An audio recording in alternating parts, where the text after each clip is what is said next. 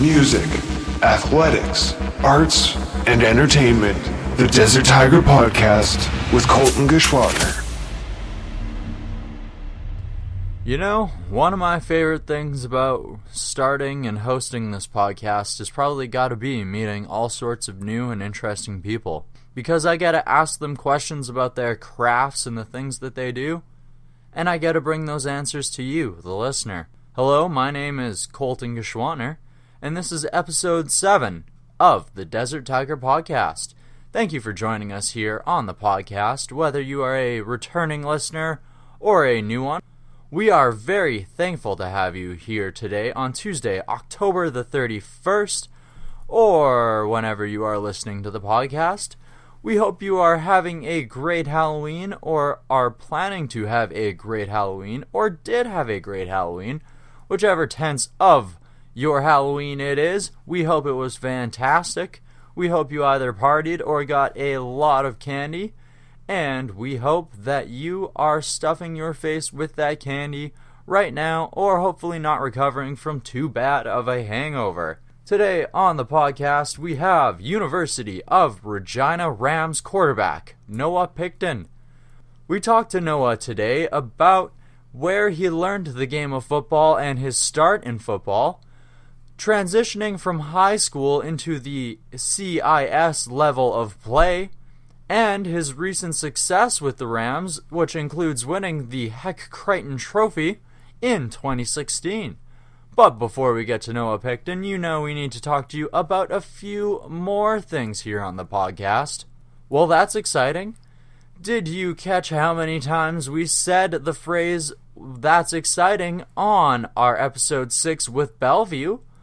Well, if you did, and maybe you happened to count how annoyingly many times we said it, if you did, you can send that answer on over to desert.tiger.podcast@gmail.com, and you can possibly win yourself a little bit of swag from the DTP if you get that answer right. You can maybe win a little bit of vinyl, maybe some CDs, maybe some merch. Alright, we have to give you a song of the day, which we do every episode here on the Desert Tiger Podcast. And for days like today, where we have an athlete or an author or somebody of the like, which is not a musician, we like to have somebody else featured for our song of the day. And to apply for that position, you can email us over here at the Desert Tiger Podcast at desert.tiger.podcast@gmail.com with the description of your band and a link to your song, like No King did. No King is a alternative rock / pop punk act out of Toronto, Ontario, and their song Anyway is very high energy and talks about some very youthful experiences like loss, moving on from someone, and realizing that you actually don't have things in common or no longer agree with each other. You can find No King if you enjoy their song Anyway by looking up No King the band on either Facebook, Twitter, and Instagram. That's right, it's the same on all three services, so that's nice and easy for you. We feel that this is a perfect song to give you with a college football player, as we feel it fits the college experience quite well. Alright, without wasting any more time, let's get into Anyway by No King. One of these days you're bound to see we really don't seem to quite agree about anything anymore. Anyway, anything anymore. Anyway.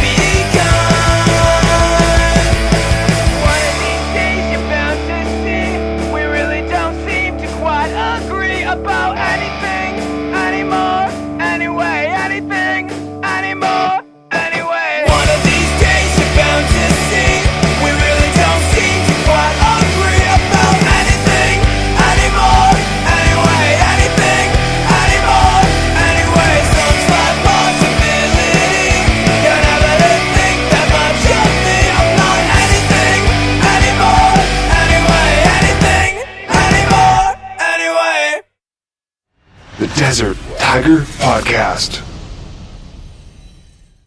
All right, welcome to the Desert Tiger Podcast, University of Regina Rams quarterback, Noah Picton. Right on. Nice to be here. I'm excited. All right, nice to have you as well. First thing, Soph, how are you doing today? Not too bad. I got class today. I got a midterm tomorrow I'm studying for, so it's been a busy day, but I'm doing well. Okay, what kind of classes are you taking? I'm studying business at the U of R, majoring in finance. Okay. So just a couple business courses. That's keeping me busy. A little bit stressful, but I'm getting through them. Well, that's good to hear. Hopefully they're not holding you back from the football too much. No, it's a delicate balance between football and school, so it's tough to do, but I'm managing. Well, I'm glad to hear that you're able to balance it all together. How's the current season going? I know that you guys are just coming off of a bye week now after a win. Yeah, it's well. Right now we're 3-2. Our record going into next week, so it's good. We had a couple tough games against Manitoba and Calgary, but we feel like we're doing pretty well right now. I think we can continue to improve. So we have Edmonton this week. We travel up to Alberta, which is going to be expecting to be a difficult game, but I think if we practice well and execute, we'll be fine. Awesome. That's good to hear. I'm hoping that you guys can pull it together and pull off another big win. Yeah, no, I hope so too. All right, let's start at the beginning. Where did you get to, where are your football beginnings? Where did you start playing? Kind of football with me, it's always been a part of my life. My father, Dean, he was a quarterback for the Rams back in the 1980s, and ever since I can remember, it's kind of been a football upbringing. I remember watching it on TV with him and my family, and then just kind of throwing around in the backyard with him. My first year of organized football would have been when I was probably 8 years old, and then since I began, I've always played quarterback. Like I mentioned with Dean, it was almost like I had a personal coach, QB coach at home. So funny enough, I've never actually played another position on the field, so it's been quarterback for me the whole way through. And so I played on minor football here in the city. I ended up going to Leopoldus, Dr. Martin Leopoldus High School. Played 3 years on the high school football team there. We ended up winning a provincial championship in grade 12. Awesome. So that was one of my football highlights for sure. And then coming out of high school, the U of R was the only team that had recruited me. So that was my only option. So I wanted to go there since I was a kid. Obviously, I was a big fan of the team, and then to kind of go and play for them was almost a dream come true. So I'm in now my fourth year of eligibility with them. Your dad played for them too, did he not? He did, yeah, back in the 1980s, but they were a junior football team. It wasn't a university team back then. It was the equivalent of the Regina Thunder now. Okay. Here in the city, yeah. So quite a few years ago, but yeah, he was kind of in the same position I was. So how is the transition from the high school game been to the CIS Canada West type of football? The biggest difference is the speed of the game. In high school, you're going against some guys who are maybe new to football, just good athletes, and they can be in grade 9, 10, or 11, 12. But when you get up to CIS, you realize that it's the best athletes across the country, that things are moving around a lot faster out there. The throwing windows are a lot smaller. The defensive backs are a lot better, in that the coverage is kind of blanket coverage, that you really have to put the ball in a specific spot, and you have to throw it on time. Otherwise, the defense, they're going to close on it and be able to make a play. So that was really the biggest adjustment for me. Okay. Did being redshirted for your first year and sharing the field on your second year help you sort of with figuring out that timing? Or Yeah, absolutely it was. The redshirt season, while it's difficult to kind of be on the practice roster and not be playing at all, I felt it was pretty imperative to the success that some of the success that I've had, because you can kind of sit back and work on yourself physically, get in the weight room and grow through that season and become bigger, faster, stronger, just so you can be capable of playing that next season. So I think while it was tough to sit on the bench in red shirt, I look back now and I'm really happy that I did, because I think it was a huge factor in being able to adapt to, like you said, the challenges that came with college football. That's good to hear. So it sounds like you seem to really take to that, since you broke the rookie yards record for Canada West with over 2,000. I did. I was. I don't want to say fortunate, because the only reason I got on the field was because the starting quarterback came and shut her went down with injury. So it was unfortunate for him, but I felt that if I prepared every week like I was going to be starting, if by chance that I got to go in the game, I felt that I could execute, and that's kind of how it played out. I got on the field. We had a lot of good receivers that season, so I knew that if I can just get rid of the ball and put the ball in their hands, they'd make the plays. So we were pretty lucky to have a fairly prolific passing offense that season, and the record did happen that year, so it was good. It's fantastic. In 2015, you were finally handed the keys to the offense. What was that like? It was an honor. I to be honest with you, like I've kind of touched on earlier in the segment that I grew up being a big fan of the Regina Rams, and I looked up to a lot of the quarterbacks that had played in the previous years. The Darrell Leesons, Teal Orbans, Mark Mueller. I looked up to all those guys, and to finally be named the starting quarterback of the Regina Rams was something that I kind of dreamt of as a kid, so it was pretty special to me. Unfortunately, that year it didn't go nearly as planned as we had hoped, but nonetheless, I had fun with it, and it was a learning experience that 2015 season. Well, things definitely took a change for you the next year in 2016. The first Ram to ever bring home the Hec Creighton trophy. Is that how it's pronounced? Or is Hec Creighton. Hec Creighton. Hec Creighton, yeah. Okay, it's actually, I think it's a name, yeah, no problem. Okay, over 3,000 yards, 25 touchdowns, and almost 70% completion rate. What led to such a successful season? I think in 2015 we were kind of known as a ground and pound offense. We had a great running back that we ran the ball with, and then in 2016 we kind of revamped the offense a little bit and realized that we have some good weapons in the receiving corps that we could really utilize, and the offensive coordinator Mark McConkey and I, we kind of sat down in the summer and tried to put in, I don't want to say a new playbook, but put in some new systems that we felt that we could really surprise teams with and take advantage of some weaknesses in the defenses. And then we got out there that year and we just threw the ball and it was effective. We just kind of rolled with it. We spread out 6 receivers and just kind of had a heyday. So similar to 2014 year, we had great receivers who really made plays after the catch. So the record isn't really just due to me. I think it's really a testament to the guys that I had around me last season. Well, it's good that the team is able to bring such quality talent to surround you with and to able to complement your game then. Absolutely. I think the coaches do a great job of recruiting some of the best talent in the province and across Western Canada as well. So I feel we definitely have some of the best players around. That's awesome. Without giving too much of your secrets away, what is the art of playing quarterback? The art of playing quarterback. I think every quarterback has the different advantages and utilize different tools that they have. But for me personally, I think the edge or the art that I really take pride in is understanding the defense, and that comes from my film study. I think I have a fairly strong understanding of not only football but defenses in particular. And being a smaller guy, physically I may not be able to dominate on the football field, but I feel that mentally I can take advantage of defenses and get rid of the football on time. So I think that's kind of my edge or advantage that I bring to football and playing quarterback. Awesome. What is the training regimen like for you? It's a full year thing, 12 months of the year. During football season, which is roughly 3 months or whatever it is, we'll be lifting maybe a couple times a week, but then we just have our practices. But once we get in the off season, we're at the university gym at 6 a.m. 4 times a week. We have to lift. We lift weights for an hour and a half. Then we do our speed training after that, and then we also have to throw routes, quarterbacks and receivers as well. So that happens for roughly 8 or 9 months of the season, or year, I guess I should say.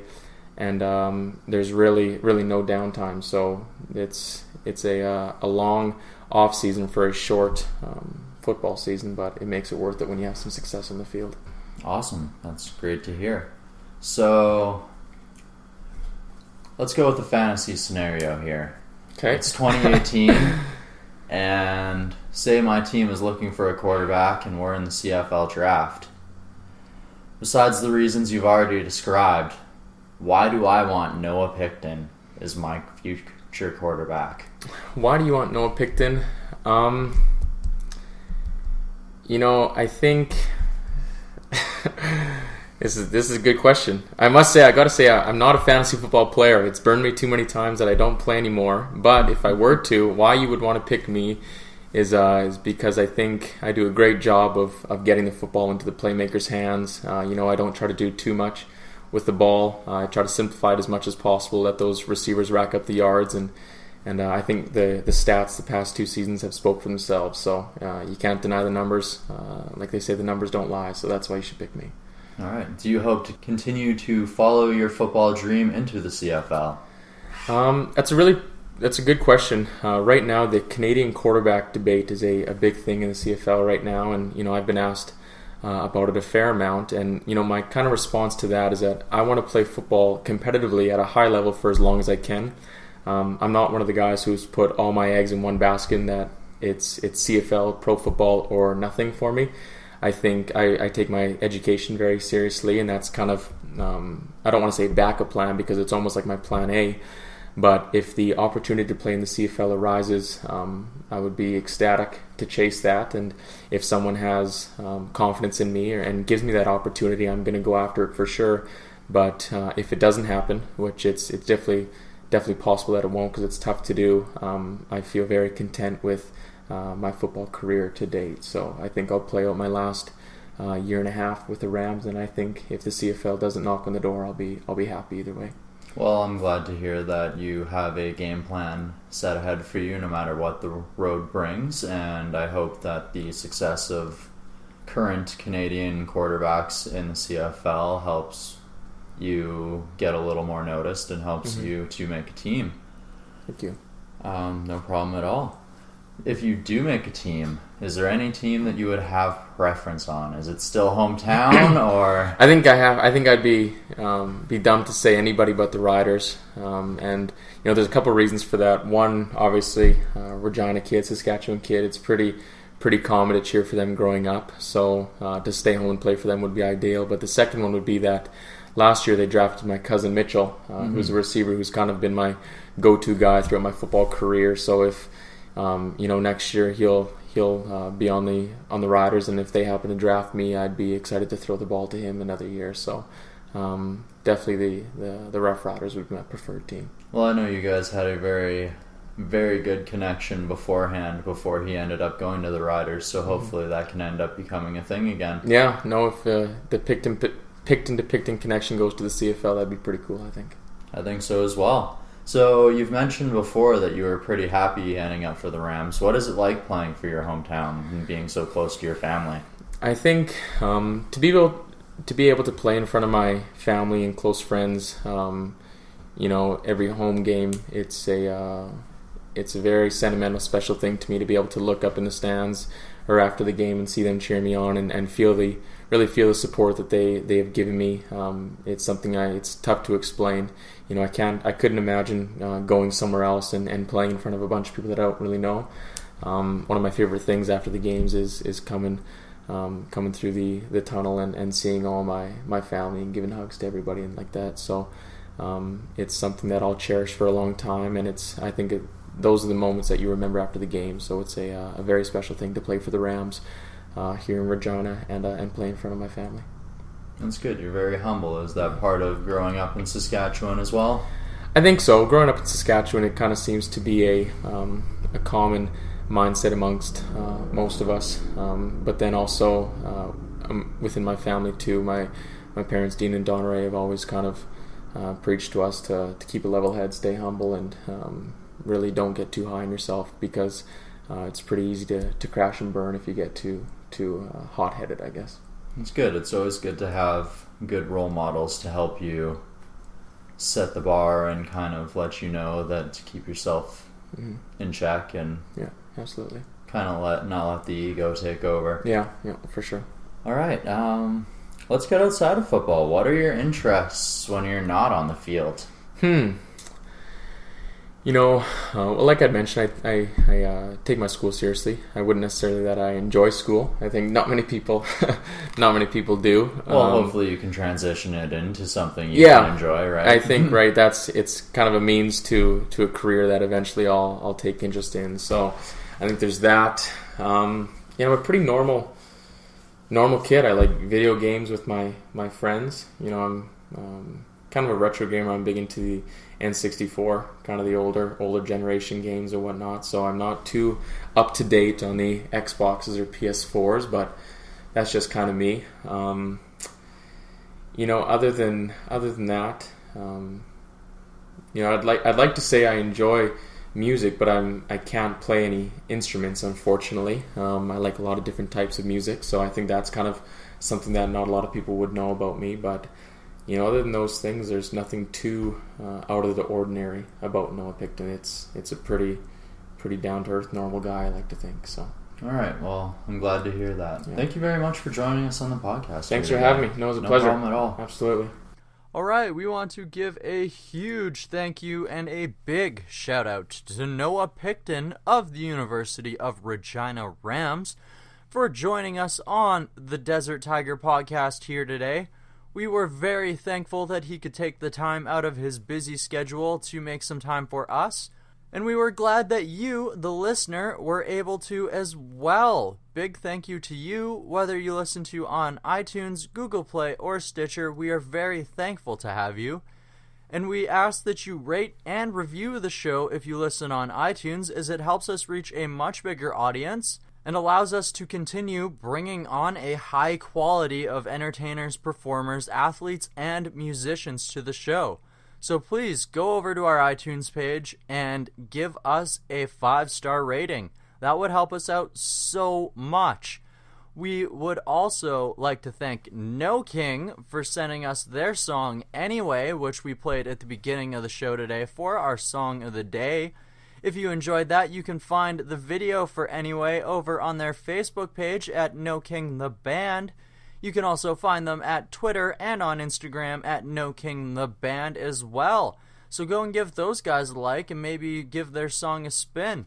Alright, we're almost getting to the end of the Desert Tiger podcast for today. So once again, as always, I am your host, Colton Geschwantner. Once again, a big thank you to you, the listener, for tuning in, because we couldn't do it without you. And we gotta give you a quote of the day to send things off. You either get bitter or you get better. It's that simple. You either take what has been dealt to you and allow it to make you a better person, or you allow it to tear you down. The choice does not belong to fate. It belongs to you. Have yourself a great Halloween, and I hope you enjoy yourselves. The Desert Tiger Podcast. Subscribe, rate, and review. iTunes, Google Play Music, and Stitcher. Follow us on Facebook, Twitter, Instagram. Thanks for listening.